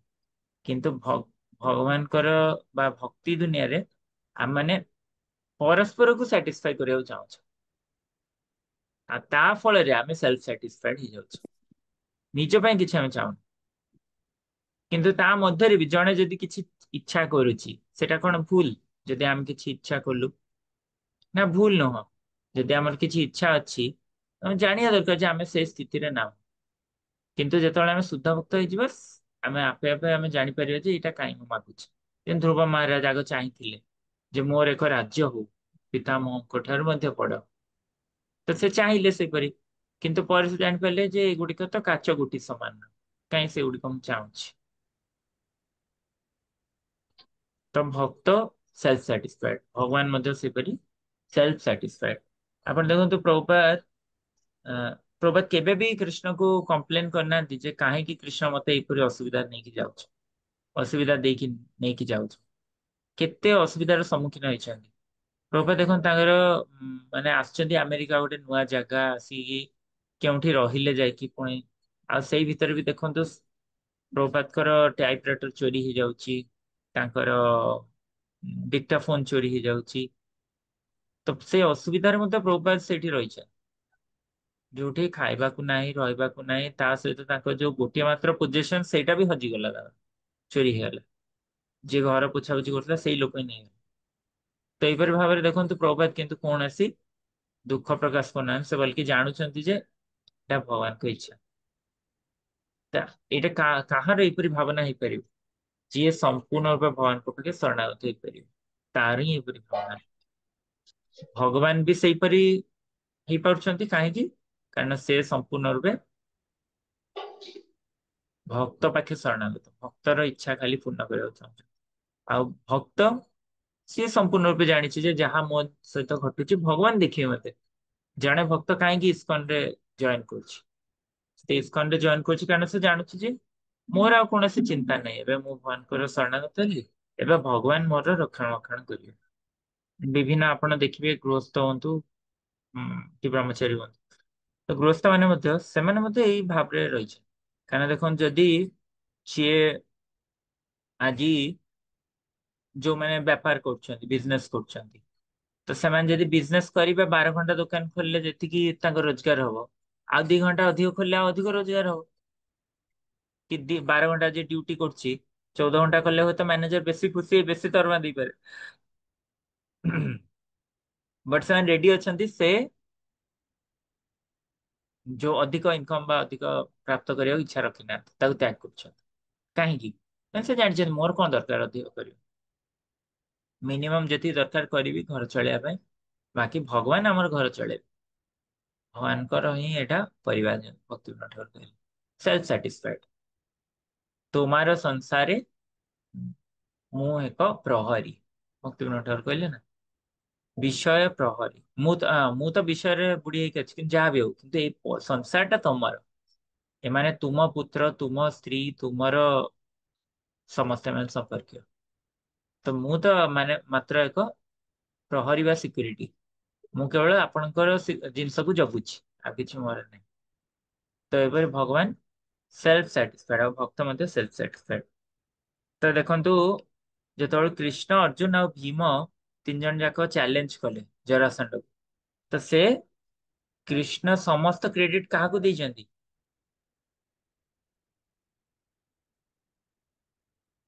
समस्त क्रेडिट कृष्ण भीम को ଦେଇଛନ୍ତି। जरासंध को मारिवार माने मेन कार्य किए करेले? कृष्ण करेले। से बतैले ना माने ये जो ये एक राक्षस द्वारा जोड़ी ହେଇଛି, तापरे याकू जदि मारिवार ଅଛି याकू फाड़ी केमती अलगा पकेବାକୁ पड़िବ उल्टा दे, ताहले से मृत्युवरण। तो कृष्ण एटा भीम को बतैले, आ पूरा संपूर्ण क्रेडिट कृष्ण भीम को दउछ। आमे एपरि चाहवा केबे तो आमे 100% रु कार्य 99% पर्यंत करवा, लास्ट 1% केबे आमे दबा आउ का नहीं तुम संपन्न कर आ तुम क्रेडिट नियो ना। आमे चाहवा जे ना आमे क्रेडिट, किंतु भगवान देखंतु क्रेडिट दउछन्ति भीम, सेल्फ सैटिस्फाइड, तांको आ किछ अधिक दरकार नहीं। तो शिशुपाल जमती भगवान को एते गाली दउथिले विभिन्न ये कही खराब शब्द कही, तो भगवान कौन सी तांकर ये हो नथिला। भगवान जानचंती जदि जने भक्त को बा जने भगवान भक्त को बा भगवान को किए ये कहला खराब कहला तांकर कौन जाଉଛି ସେଇଥିରେ थोड़े ना ତାଙ୍କୁ फरक पड़ुଛି। जने जदि कहबो जोटे एग्जांपल अछि, जने जदि सूर्य को फुंकिबो ता सूर्य ऊपर पड़िबो कि छेपटा? छेपटा आम ऊपर ही पड़िबो। हम जदि छेप पकेबा सूर्य देव से छेपटा मो मुह ଉପରେ ହିଁ आसी पड़िबो सेटा हां। तो ସେଇପରି ଭାବରେ ଭଗବାନଙ୍କୁ ବା ଭକ୍ତଙ୍କୁ ଆମେ ଯଦି କଳଙ୍କ ଦେବାକୁ ଚେଷ୍ଟା କରିବା ତ ସେଇ କଳଙ୍କଟା ବାସ୍ତବରେ ଆମର ହିଁ ହବ। ସେଇଥିପାଇଁ ଯେତେବେଳେ କୌଣସି ଭକ୍ତ ଭିତରେ ଆମେ କୌଣସି ତ୍ରୁଟି ଦେଖିଥାଉ ଯଦି ଆମେ ଯାଇ ତାକୁ ଭାବିବା ସମସ୍ତଙ୍କୁ ଆନାଉନ୍ସ କରି କହିବି ସେ କେମିତିଆ, ତ ସେଇଥିରେ ଆମର ହିଁ ସମ୍ମାନ ହାନି ବାସ୍ତବରେ। ସେଲ୍ଫ ସାଟିସ୍ଫାଇଡ ରହିବା ଦରକାର। କଣ ଦରକାର ଆମେ ଭକ୍ତି କରିବାକୁ ଆସୁଛେ, କେମିତି ଆମେ ଭକ୍ତି କରିବା, ଭଗବାନଙ୍କ ସହିତ ନିକଟରେ ହବା, ଏଇ ଭାବରେ ଆମେ ଆସିବା। ଥରେ ଗୋଟେ ପ୍ରଶ୍ନ ଆମେ ପଚାରୁଥିଲୁ ଗୁରୁମାଜକୁ ଯେ କୁନ୍ତୀ ମହାରାଣୀ କହୁଛନ୍ତି ଯେ ଆମକୁ କଷ୍ଟ ଦିଅ, ଆମକୁ ଅସୁବିଧା ଦିଅ, ଯାହା ଫଳରେ କି ଆମେ ଆପଣଙ୍କୁ ସ୍ମରଣ କରିପାରିବୁ, ଯାହା ଫଳରେ କି ମୁଁ ଆପଣଙ୍କୁ ସ୍ମରଣ କରିପାରିବି ଆଉ ଜୀବନର ଚରମ ଲକ୍ଷ୍ୟ ପ୍ରାପ୍ତ କରିପାରିବି। ତ ବାସ୍ତବରେ ଭକ୍ତ କଷ୍ଟ ଯୋଉ ଭଗବାନ କାହିଁକି ତାକୁ ଏପରି କଷ୍ଟ ଦେଇଥାନ୍ତି? ତ ଭଗବାନ, ତ ଗୁରୁମା ଉତ୍ତର ଦଉଛନ୍ତି ଯେ ଯେତେବେଳୁ ପିତା ଆଉ ପୁତ୍ର ଖେଳୁଥାନ୍ତି, ତ ପିତା ପୁତ୍ରକୁ ଧରିଛନ୍ତି, ତ ପୁତ୍ରକୁ କିଛି ମାନେ ପୁତ୍ର ସହିତ କିଛି ରେସିପ୍ରୋକେସନ ହଉନି, ତ ବେଳେ ବେଳେ ଭଗବାନ କଣ କରନ୍ତି, ତାଙ୍କ ପୁଅକୁ ଏମିତି ଉପରକୁ ଏମିତି ପକେଇଦେବେ ପୁତ୍ରକୁ। ଉପରକୁ ଯେତେବେଳେ ଉଛାଳିକି ପକେଇବେ, ତାପରେ ସେ ପୁଅ ଓ ବାପା ମତେ ପକେଇଦେଲେଣି କଣ। ତାପରେ ଯେତେବେଳେ ସେ ତଳକୁ ଆସିବ, ବାପା ତାକୁ ହାତରେ ପୁଣି ଧରିଦେବେ। ତ ଉପରକୁ ପକେଇଦେଲା ବେଳେ ତାର ଆଙ୍ଜାଇଟି ଆସିଯିବ ଯେ କଣ ହବ, ଭଗବାନ କଣ କରିବେ, ମତେ ମାନେ ମୋ ବାପା ମତେ ଧରିବେ ନା ନାଇଁ। ତ ଭକ୍ତର ସେବେଳେ ଆଙ୍ଜାଇଟି ଆସିଯାଏ, କଣ ଏଇ ପରିସ୍ଥିତିରେ ମତେ ପକେଇଲେ ଭଗବାନ। କିନ୍ତୁ ବାପା ରେଡି ଅଛନ୍ତି, ସେ ଠିକ ଧରିବେ। ତ ଯିଏ ଶୁଦ୍ଧ ଭକ୍ତ ସେ କଣ ଜାଣିବ, ବାପା ତ ଧରିବେ ହିଁ ଧରିବେ, ମୋର କାହିଁ ଚିନ୍ତା କରିବାର ଅଛି। ସେ ଆହୁରି ହସି ହସି ଉପରକୁ ଯିବ, ହସି ହସି ପଡିବ ସେତେବେଳେ। ତ ଶୁଦ୍ଧ ଭକ୍ତଙ୍କ ସ୍ଥିତି ସେଇଭଳିଆ, ସେ ହସି ହସି ପୁରା ଆସି ଭଗବାନଙ୍କ ହାତରେ ସୁରକ୍ଷିତ ସେମାନେ ଜାଣିଛନ୍ତି, ବାପା ହିଁ ତ ଖେଳୁଛନ୍ତି ନା, କିଛି ମୋର ହବନି। ଯାହାର ଏଇ ଜ୍ଞାନଟି ନାହିଁ ସିଏ ବିଚଳିତ ହବ, ଯାହାର ଜ୍ଞାନ ଅଛି ସେ ସମ୍ପୂର୍ଣ୍ଣ ରୂପରେ ପୁରା ମାନେ କାମ୍ ଆଣ୍ଡ କ୍ୱାଇଟ୍ ହବ, ସେଲ୍ଫ ସାଟିସ୍ଫାଇଡ। ତ ଏହିପରି ଭାବରେ ଭଗବାନ ସେଲ୍ଫ ସାଟିସ୍ଫାଇଡ। ଆଉ ଗୋଟେ କ୍ୱାଲିଟି ଭଗବାନଙ୍କର ହେଲା ପୋଜେସିଂ ଇକ୍ୱିଲିବ୍ରିୟମ। এটা ଓଡିଆରେ କଣ କ୍ୱାଲିଟି ନାଁଟା? ପ୍ରଭୁ ସମଭାବାପନ୍ନ। ସମଭାବ। ତ ୟାକୁ ଲେଖା ହେଇଛି ଇଂଲିଶ ରେ person who is unaffected by attachment and envy. ଯେଉଁ ଲୋକଟି କୌଣସି ଆସକ୍ତି ବା ମାତ୍ସର୍ଯ୍ୟତାରେ ପ୍ରଭାବିତ ହୁଏ ନାହିଁ, ତ ସିଏ ହେଲା ସମାଭାବପୂର୍ଣ୍ଣ। କୌଣସି ମାତ୍ସର୍ଯ୍ୟତା ବା କୌଣସି ଆସକ୍ତି ତାଙ୍କର ନାହିଁ। ଯେମିତି ଆପଣ ଦେଖିବେ ଯେ ଯେତେବେଳୁ କୃଷ୍ଣ ଆ, କାଳିଆ ଆଜି ଏତେ ମାନେ ଅ, ଅସୁବିଧା କରେଇଲା ବୃନ୍ଦାବନରେ ଆସି, କିନ୍ତୁ ଯେତେବେଳେ କାଳିଅ ଭଗବାନ ତାକୁ ଏତେ ମାନେ ଅ ଭଗବାନ ତା ଉପରେ ନାଚିକି ଯେତେବେଳେ ତାର ସବୁ ବିଷ ବାହାର କରିଦେଇଛନ୍ତି, ତାପରେ ନାଗପତ୍ନୀ ମାନେ ବା କାଳିଆର ପତ୍ନୀ ମାନେ ଆସି ପ୍ରାର୍ଥନା କରୁଛନ୍ତି ଯେ ଆପଣ ତାକୁ କ୍ଷମା କରିଦିଅନ୍ତୁ, ଆପଣ କ୍ଷମା କରିଦିଅନ୍ତୁ ଆକୁ, କାରଣ ଇଏ ତ ବହୁତ ଭୁଲ କରିଛି, ଆଉ ଆପଣ ତ ତାକୁ ମାରି ହିଁ ଦେବା ଦରକାର, ଆମେ ଜାଣୁଛୁ। କିନ୍ତୁ ଆପଣ ଆସିଛନ୍ତି ମଧ୍ୟ ଏ ଦୁଷ୍ଟ ମାନଙ୍କୁ ବିନାଶ କରିବା ପାଇଁ, ଆପଣ ତାଙ୍କୁ ମାରିବା ହିଁ ଦରକାର। କିନ୍ତୁ ଆମେ ପ୍ରାର୍ଥନା କରୁଛୁ ଯେ ଆପଣ ତାକୁ କୃପା କରନ୍ତୁ। ତ ଭଗବାନ ତାଙ୍କ ପ୍ରାର୍ଥନା ଶୁଣିକି, ଭଗବାନ ଦେଖ କେମିତି ସମାଭାବପୂର୍ଣ୍ଣ। ଯେ ଭଗବାନ କଣ କହିଲେ ନା, ଭଗବାନଙ୍କ ପାଇଁ ତାଙ୍କ ମାନଙ୍କ ପାଇଁ ତାକୁ କ୍ଷମା କରିଦେଲେ। ବାସ୍ତବରେ ଭଗବାନଙ୍କର କାହାକୁ ପନିଶମେଣ୍ଟ ଦବା ବା ଭଗବାନଙ୍କର ଆ, ତାହା ସହିତ ଅଲଗା ପ୍ରକାର ଆଦାନ ପ୍ରଦାନ କରିବା, ଦୁଇଟି ମଧ୍ୟରେ କିଛି ପାର୍ଥକ୍ୟ ନାହିଁ। ଆମକୁ ଲାଗିପାରେ ପାର୍ଥକ୍ୟ ଅଛି, କିନ୍ତୁ ପାର୍ଥକ୍ୟ ନାହିଁ ବାସ୍ତବ। ଆଧ୍ୟାତ୍ମିକ ଜଗତରେ ଏମିତି ନାହିଁ ଯେ ଜଣେ ଅ କମ ଜଣେ ବେଶୀ, ଡୁଆଲିଟି ତ ନାହିଁ ସେଇଠି, ଦ୍ୱନ୍ଦ ଭାବ ହିଁ ନାହିଁ ସେଠି କିଛି। ଜଣେ ଏପରି କହିପାରିବନି ଯେ ଆ, ଇଏ ଆନନ୍ଦରେ ଅଛି, ଇଏ ଆନନ୍ଦରେ ନାହିଁ। ସମସ୍ତେ ଦିବ୍ୟ ଆନନ୍ଦରେ ଅଛି ଆଧ୍ୟାତ୍ମିକ ଜଗତ, ଦ୍ୱନ୍ଦ ଭାବ ହିଁ ନାହିଁ। ତ ଭଗବାନ ଏପରି ସମାଭବ। ତ କୃଷ୍ଣ ମଧ୍ୟ ସେଇଭଳି, ଯେତେବେଳୁ ଅ ମାନେ କୃଷ୍ଣ କଣ ବେଷ୍ଟ ଯାଦବ, ଆଉ ସିଏ ଯେତେବେଳୁ ଆ, ହଁ, ତ କୃଷ୍ଣ କାହା ସହିତ ବି ଯେତେବେଳେ ସୁଧର୍ମ ସଭାରେ ଥାଆନ୍ତି ତ କୃଷ୍ଣ କୌଣସି ପାର୍ସିଆଲିଟି ମଧ୍ୟ କରନ୍ତି ନାହିଁ, କୌଣସି ପାତ୍ର ଅନ୍ତର କରନ୍ତି ନାହିଁ। ତ ଗୋଟେ ଉଦାହରଣ ପ୍ରଭା ଦିଅନ୍ତି ଯେ ଯେତେବେଳେ ଗୋଟେ ପିତାଙ୍କର 4ଟି ପୁତ୍ର ଅଛନ୍ତି, ତ ସେ 4ଟି ପୁତ୍ର ଯଦି ଗୋଟିଏ ପୁତ୍ର ପୁରା ଅକାମୀ ପାଗଳ, ତ ତା ବାପା କଣ ଚାହିଁବେ ଯେ ସେଇ ପୁତ୍ରକୁ ଆମେ ପୁରା ସମାପ୍ତ କରିଦବା। ଯଦି ଯିଏ ପୁଅ ବହୁତ ଚାଲାକ ଅଛି, ସେ କୁହେ ଯେ ବାପା ଆକୁ ଆମେ ଆଉ ଘରେ ରଖିବା ନା, ବାହାର କରିଦବା। ବାପା ରାଜି ହେବେ କି? ନା। କାରଣ ସମଭାବ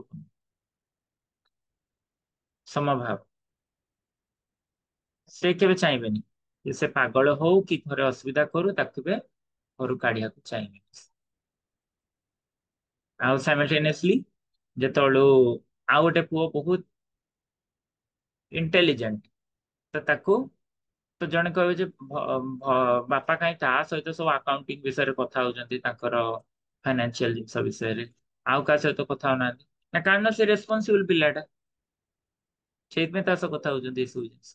ତ ରେସିପ୍ରୋକେସନ ଟା ହଉଛି, କିନ୍ତୁ ବେସ୍ଡ ଅନ୍ ଦେୟାର କ୍ୟାପାବିଲିଟି, ତାଙ୍କ ଲେବୁଲ ଅନୁସାରେ। ତ ଆମ ଲେବୁଲ ଅନୁସାରେ ଯେ ଯଥା ଆମ ପ୍ରପୋଜନ୍ତି, ଆମେ ଯୋଉ ଲେବୁଲରେ ଆମେ ଅଛେ ସେଇଭଳିଆ ଆମ ସହିତ ଭଗବାନ ଆଦାନ ପ୍ରଦାନ କରିବେ।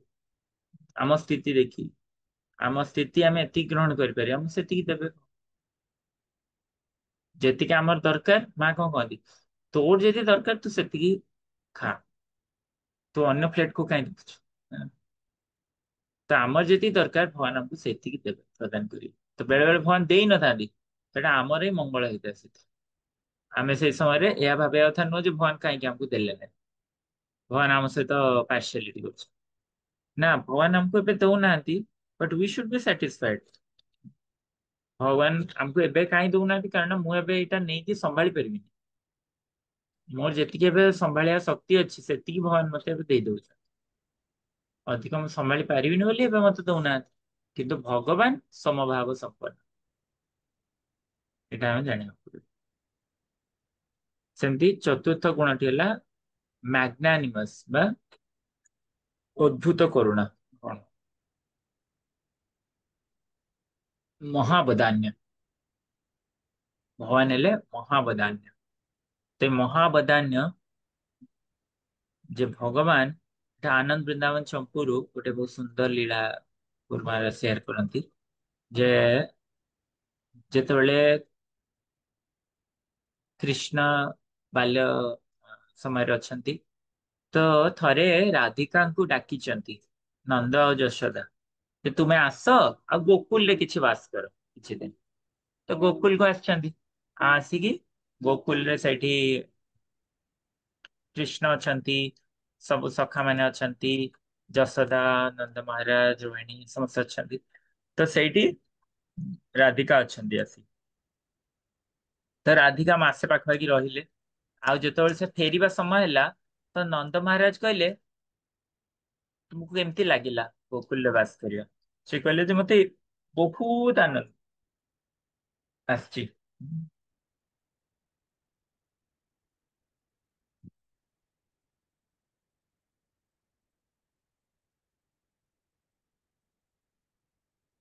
ଆଉ ତାପରେ ରାଧିକାର କଥା ଶୁଣି ନନ୍ଦ ମହାରାଜ ବହୁତ ଖୁସି ହେଲେ, ଯାହା ହଉ ଆମେ ରାଧିକାକୁ କିଛି ଆନନ୍ଦ ଦେଇପାରିଲୁ। ତାପରେ ସେ କହିଲେ ମତେ ବହୁତ ଆନନ୍ଦ ଆସିଲା, ଗୋଟେ ଜିନିଷ କିନ୍ତୁ ମତେ ଭଲ ଲାଗିଲାନି। କଣ? ନା ସେ କହିଲେ ରାଧାରାଣୀ ଯେ ଆପଣ ନନ୍ଦ ମହାରାଜ ସମସ୍ତଙ୍କୁ ଦାନ ଦେଲେ ଗୋଟେ ଦିନ, ଆପଣ ସମସ୍ତଙ୍କୁ ଯାହା ଦରକାର ଯାହା ଦାନ ଦେଲେ, ଆପଣ କିନ୍ତୁ ଗୋଟେ ମାନେ ସବୁ ଯୋଉ ଲୋକମାନେ ଆସିଲେ ସବୁ ଆପଣ ତାଙ୍କୁ ତାଙ୍କର ଯେତିକି ଦରକାର ତାଙ୍କର ମାନେ ଯୋଉ ଖାଦ୍ୟ ପଦାର୍ଥ ତାଙ୍କୁ ପ୍ରଦାନ କଲେ ତାଙ୍କ ପାଇଁ। ତ ସମସ୍ତେ ନିଜ ନିଜ ହାତରେ ପାତ୍ର ବା କୌଣସି ବ୍ୟାଗ ଧରିକି ଆସୁଥିଲେ, ଆପଣ ସେଇଥିରେ ତାଙ୍କୁ ଦାନ ଦଉଥିଲେ। କିନ୍ତୁ ଗୋଟେ ଲୋକ ଆସିଲା ଯାହାର କୌଣସି ପାତ୍ର ନଥିଲା, ଆପଣ ତାକୁ ଫେରଇ ଦେଲେ। ସେଇଟା ମତେ ଭାରି ଦୁଃଖ ଲାଗିଲା, ରାଧିକା କହୁଛନ୍ତି। ତ କୃଷ୍ଣ ରାଧାରାଣୀଙ୍କର ଏଇ କଥାଟିକୁ ମାନିବା ପାଇଁ କୃଷ୍ଣ କହିଲେ ନା, ରାଧିକାଙ୍କୁ ଭଲ ଲାଗିଲାନି ଯେ ତାର ପାତ୍ର ନଥିଲା, ମୁଁ କାହିଁ ଦେଲିନି ତାକୁ। ତ ସେଇଥିପାଇଁ ମୁଁ ଏଇ ମହାବଦାନ୍ୟ ଭାବ ଧରି ମୁଁ ମୁଁ ଆସିବି ଚୈତନ୍ୟ ମହାପ୍ରଭୁ ହେଇ, ଯାହାର ଏଇ ଅ, ଅ, ଯୋଉ ଅବତାରରେ କି ମୁଁ ଯାହା ପାଖରେ ପାତ୍ରତା ବି ନାହିଁ ତାକୁ ସେ ପାତ୍ର ଦେବି, ଆଉ ପାତ୍ରରେ କଣ ବସ୍ତୁ ତା ଭିତରେ ବି ଫିଲଅପ ମୁଁ କରିବି। ଏଇପରି କିଏ ହେଇପାରିବ? ମାନେ ଭିକାରୀ ପାଖରେ ଥାଳି ନାହିଁ ଭିକ ମାଗିବାକୁ, ତାକୁ ଥାଳି ବି ଦେବେ ତାପରେ ଭିକ୍ଷା ଦେବେ। ଏମିତି କିଏ କରିବ? ଏଇଟା ମହାପ୍ରଭୁ ହିଁ କରିପାରିବେ। ମହାବଦାନ୍ୟ, ଭଗବାନ କୃଷ୍ଣ ମହାବଦାନ୍ୟ ମହାପ୍ରଭୁ ରୂପରେ ତାଙ୍କର ପ୍ରକାଶ କରୁଛନ୍ତି, କୃଷ୍ଣ ରୂପରେ ବି ପ୍ରକାଶ କରିଛନ୍ତି। କୃଷ୍ଣଙ୍କର ଯେତେବେଳେ ଦ୍ୱାରକାରେ ରହୁଥିଲେ ତ ତାଙ୍କର ପ୍ରତ୍ୟେକ ମହଲରେ କୃଷ୍ଣ ବିସ୍ତାର କରି ରହିଛନ୍ତି ସବୁ ରାଣୀ ମାନଙ୍କ ସହିତ। ଆଉ ପ୍ରତ୍ୟେକ ମହଲ ତରଫରୁ କୃଷ୍ଣ ଦାନ ଦଉଛନ୍ତି ବ୍ରାହ୍ମଣ ମାନଙ୍କୁ, ଗାଭୀ ମାନଙ୍କୁ ଗାଭୀ ଦାନ ଦଉଛନ୍ତି, ଗାଈ ଦାନ କରୁଛନ୍ତି। ତ 13,054 ଗାଈ ପ୍ରତ୍ୟେକ କୃଷ୍ଣ ଦାନ କରୁଛନ୍ତି ପ୍ରତ୍ୟେକ ଦିନ। ଏପରି ଦାନ କରିଚାଲିଛନ୍ତି କରିଚାଲିଛନ୍ତି, କେବେ ସମାପ୍ତ ହିଁ ହଉନି। ଦ୍ୱାରକାର ସମ୍ପତ୍ତି କେତେ ଦେଖନ୍ତୁ, ମହାବଦାନ୍ୟ ଭାବ ଭଗବାନ। ତ ଏଇପରି ଭଗବାନ ଯିଏକି ଏଇ ଏତେ ସବୁ ଗୁଣରେ ଗୁଣିଆ, ଆମେ ସେଇ ଭଗବାନଙ୍କର ଆଜି ଆ, ଆମେ ଦାସ ହବାର ଆମ ପାଖେ ମୌକା ମିଳୁଛି। ବାସ୍ତବରେ ଭଗବାନଙ୍କ ଦାସ ହେଇ ଆମେ ମାନେ ଆହୁରି ବେଶୀ ଆନନ୍ଦରେ ରହିବା। ପ୍ରଭୁ ହେଇକି ରହିଲେ ବେଶୀ ଚିନ୍ତା। ହୁଁ। କିନ୍ତୁ ଦାସ ହେଇକି ରହିଲେ ଆମର ଆନନ୍ଦ ହିଁ ଅଛି। କାରଣ ଦେଖନ୍ତୁ, ଯିଏ ଗୋଟେ ଆପଣ ଇମାଜିନ କରନ୍ତୁ, ଆପଣ ଗୋଟେ କମ୍ପାନୀରେ କାମ କରୁଛନ୍ତି। କିଏ କିଏ କାମ କରୁଛନ୍ତି ଅଫିସ ରେ? ହାତ ଟେକିଲେ। ଓକେ, 2-3 ଜଣ ପ୍ରଭୁ ମାନେ ପ୍ରାୟ କାମ କରୁଛନ୍ତି। ଓକେ, ଆଉ ପ୍ରାୟ ମା ମାନେ କାମ କରୁନାହାନ୍ତି ବାହାରେ। ତ କିନ୍ତୁ ଦେଖନ୍ତୁ, ଯୋଉମାନେ କାମ କରୁଛନ୍ତି ସେମାନେ ଗୋଟେ ପ୍ରକାରର, ମାନେ ତାଙ୍କର ଚିନ୍ତା ମୁକ୍ତ ରହିଥାନ୍ତି। ସେମାନେ କିପରି? ନା ସେମାନେ ଜାଣିଛନ୍ତି ଯେ ଆମକୁ ଯେତିକି କୁହାଗଲା ଆମେ ସେତିକି କଲୁ, ଆମେ ଚାଲିଲୁ ଘରକୁ। କିନ୍ତୁ ମା ମାନଙ୍କୁ ଦେଖୁ, ଘରର ସବୁ ଦାୟିତ୍ୱ ନେବାକୁ ପଡେ, A to Z। ଘରେ ଇଲେକ୍ଟ୍ରି ଆସିଲାନି କାହିଁକି, ଏଇଠି ବଲ୍ବ କାହିଁ ଜଳି ଯାଇଛି, ଏଇଠି ରୋଷେଇ ହେଲାଣି କି, ଆଜି ଆଜି କଣ ଖିଆ ହବ, କାଲି କଣ ଆସିଲା କି ନାହିଁ, ସବ୍ଜି ଅଛି କି ନାହିଁ। ମେନ୍ ଦାୟିତ୍ୱ ଟା ମା ମାନେ ନେଇଯାଇଛନ୍ତି। କିନ୍ତୁ ଯିଏ ମାଲିକ, ଯୋଉ ମାଲିକ ପାଇଁ ସେ ପ୍ରଭୁ ଯେ କାମ କରୁଛନ୍ତି, ମାଲିକ ଅ, ସବୁ ଟେନସନ ନଉଛି, କିନ୍ତୁ ଆମକୁ ultimately and of the day ଆମକୁ ଆମର ସାଲାରୀ ମିଳୁଛି, ଆମେ ଚାଲି ଯାଉଛି। ତ ଜଣେ ଏଇଭଳି ଭାବନ୍ତୁ, ଆପଣ ଗୋଟେ ଭୌତିକ ଲୋକର ମାଲିକ ହେଇକି ଆଜି ଆପଣ ଚିନ୍ତା ମୁକ୍ତ ହେଇକି ପଳେଇ ଆସୁଛନ୍ତି। କିନ୍ତୁ ଯେତେବେଳେ ଆଧ୍ୟାତ୍ମିକ ଜଗତରେ ବା ଜଣେ ଆଉ ଜଣେ ଯାହା ପାଖରେ ସମସ୍ତ ସମ୍ପତ୍ତି ଅଛି, ତାର ଯେତେବେଳେ ଜଣେ ଦାସ ହବ, ତାକୁ ଆଉ କଣ ଚିନ୍ତା ହବ? ଭଗବାନଙ୍କର ହିଁ ସବୁ କିଛି, ତାର କିଛି ଦରକାର ପଡିବ ନା ଆପଣ ଦରକାର ପଡିଲେ ଆପଣ ଲୋନ ଆଣୁଛନ୍ତି କିଛି। ତ ସେଇପରି ଯଦି ଆପଣଙ୍କର କିଛି ଦରକାର ପଡିବ, ଯଦି ଆପଣ ସେଇଭଳି ଜଣେ ମାନେ ମାଷ୍ଟର ପାଖରେ କାମ କରୁଛନ୍ତି, ତ ତାଙ୍କଠୁ ଆଣିବାରେ ଆମକୁ କଣ ଅସୁବିଧା ଅଛି? ସେ ଅଟୋମେଟିକ ଦେଇଦେବେ, କିଛି ଦରକାର ଅଛି ନେଇଯା ନେଇଯା, ଯାହା ଦରକାର ଅଛି ତୁ ନେଇ କର ତ କାମକୁ। ମହାବଦାନ୍ୟ ଭାବ ଏଇପରି ଭଗବାନଙ୍କର ଭକ୍ତ ପ୍ରତି। ଆଉ ଭକ୍ତ ମଧ୍ୟ ସେଇ ମହାବଦାନ୍ୟ ଭାବକୁ ପ୍ରଦର୍ଶିତ କରିଥାଏ ଅନ୍ୟ ଭକ୍ତଙ୍କ ପାଖରେ ପ୍ରଚାର ମାଧ୍ୟମ। ପ୍ରଚାର କେମିତି ଆମେ କରିଥାଉ? ନା ଆମ ପାଖରେ ଯାହା ଅଛି ଆମେ ତାକୁ ଅନ୍ୟକୁ ଦେଇଥାଉ। ଶ୍ରୀଲ ପ୍ରଭୁପାଦ କହନ୍ତି ଯେ ଯଦି ତୁମେ ମାନେ 16 ମାଳ କରୁଛ, 4ଟା ନିୟମ ପାଳନ କରୁଛ, ମୋ ପୁସ୍ତକ ପଢୁଛ, ତାହେଲେ ତୁମେ ମାନେ 50% ମୋ ଇଚ୍ଛା ପୂର୍ଣ୍ଣ କଲ। ଆଉ 50% ତୁମେ ଯେତେବେଳେ ଏଇ କୃଷ୍ଣ ଭକ୍ତି ଟା ଅନ୍ୟମାନଙ୍କୁ ଦାନ କରିବ, ମୋର 50% ଆଉ ତୁମେ ଇଚ୍ଛା ପୂର୍ଣ୍ଣ କରିବ। ଆମର ଏଇ ଯୋଉ ପ୍ରଚାର ମିଶନ ରେ ଆମେ ପ୍ରଚାର ଆଉ ଆଚାର ଦୁଇଟି ଯାକ ଆମକୁ ରଖିବାକୁ ପଡିବ ସାଇଡ ବାଇ ସାଇଡ। ସ୍ୱୟଂ ଆଚରଣ କରିବା ଆଉ ପ୍ରଚାର ମଧ୍ୟ କରିବା। ତ ତା ହେଲେ ହିଁ ଆମେ କୃଷ୍ଣଙ୍କୁ ସନ୍ତୁଷ୍ଟ କରିପାରିବା, ଗୁରୁ ବର୍ଗ ସନ୍ତୁଷ୍ଟ ହେବେ। ଶିଲପ୍ରଭା ସେଇଥିପାଇଁ ଚାହୁଁଛନ୍ତି ଯେ ମହାପ୍ରଭୁ ଯେ ମହାବଦାନ୍ୟ, ସେ ମହାବଦାନ୍ୟ ଭାବକୁ ଆଜି ଆମମାନେ କିପରି ଭାବରେ ବୁଝିବା। ତ ସେଇଥିପାଇଁ ପ୍ରଭୁପାଦ ଆମ ପାଇଁ ଇସ୍କନ ଖୋଲିଛନ୍ତି, ଏଇ ଭକ୍ତ ସମାଜ ଭକ୍ତ ସମୂହ ଆମ ପାଖରେ ରଖିଛନ୍ତି ଆଣି, ଯାହା ଫଳରେ କି ଆମେ ଆଜି କିଛି ତ ବୁଝିପାରୁଛେ ଭକ୍ତିରେ ଆସି। ତ ଏଇଟା ତାଙ୍କର ଅହେତୁକି କୃପା ହିଁ, ଯେ ଆମକୁ ଏତେ ଚାନ୍ସ ଦଉଛନ୍ତି।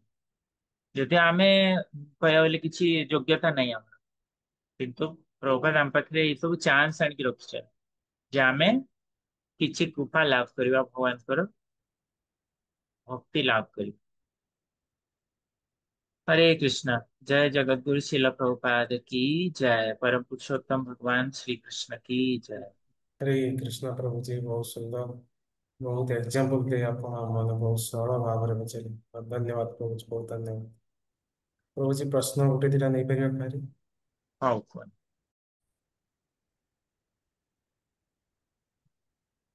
कुहन्तु।